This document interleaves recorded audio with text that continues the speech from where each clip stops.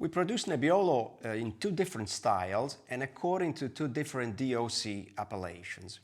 The former one is called Langhe Nebbiolo, and it takes the name from the overall Langhe region where we are in southern Piemonte. The latter one is called Nebbiolo d'Alba Superiore, and it takes the name from the city of Alba, but also it shows superiore, a superior quality.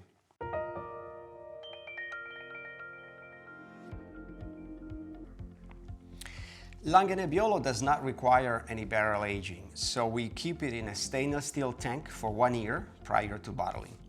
On the contrary, Nebbiolo d'Alba Superiore does need mandatory barrel aging for at least 1.5 years, so we keep it in a large Slavonian oak, the traditional oak that we also use for Barolo.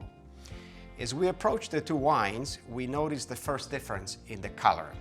They're both light ruby to orangey, but Langhe Nebbiolo is slightly lighter and more orangey, while Nebbiolo d'Alba is a bit darker and has a darker tone of ruby red, less orangey.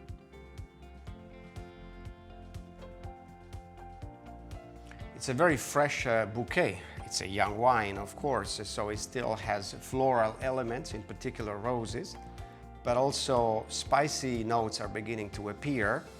And here I would say that vanilla is dominant, together with a touch of white pepper. But also I smell strong candied fruit and red fruit. Well, Nebbiolo d'Alba Superiore is a riper wine, so also its bouquet shows slightly riper elements. But there's still plenty of fruit, in particular red fruit. So we have cherries, we have raspberries, we have cranberry.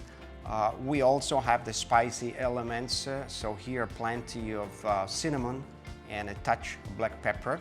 But in the end, the dominant character of Nebbiolo d'Alba and its bouquet is the cherry and a jammy quality of cherries.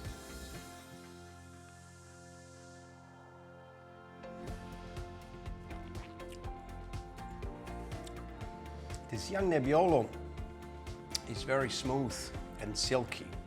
The tannin is really forward in your mouth and yet not as chewy as we could expect. So it's quite drinkable, quite enjoyable as a young wine. And I would say it shows the versatility of Nebbiolo, that we all think it should be aged a long time, but truly it can also be enjoyed as a young wine.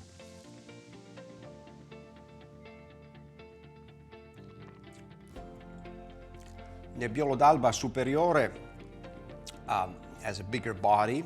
It's very dry, slightly austere, and the tannin is also a bit chewy. This is in fact what we can expect from a traditional Nebbiolo, going more in the direction of Barbaresco and Barolo. And sometimes we say that Nebbiolo d'Alba Superiore is like a small Barolo.